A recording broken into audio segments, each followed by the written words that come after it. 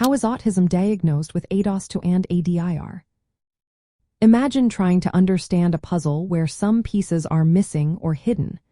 That's similar to how professionals figure out if someone has autism.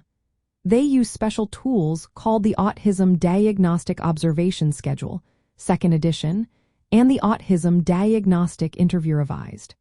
These are considered the best methods for making a clear diagnosis.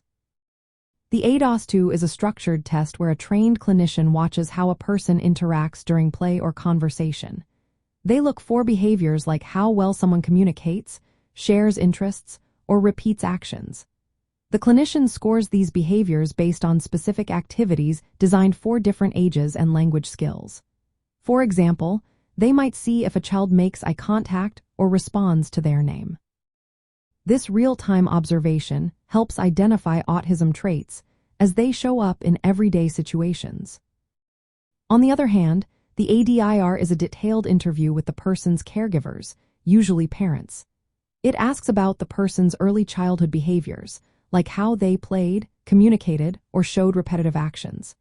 Since it relies on memories, it provides a history of how behaviors developed over time. This helps spot patterns that might not be obvious during a single visit. It's especially useful for understanding when symptoms started and how they changed. Together, these tools give a full picture.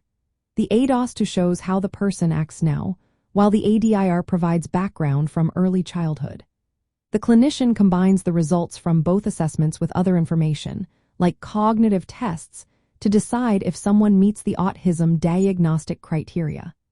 These criteria focus on challenges in social communication and restricted interests or repetitive behaviors. The process usually takes a few hours for each assessment.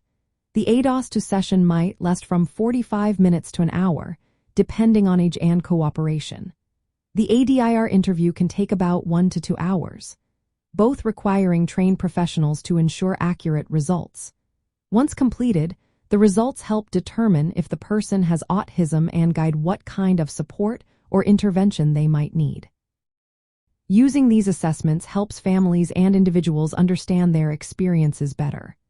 It also opens the door to tailored support, whether that's therapy, educational help, or social skills training.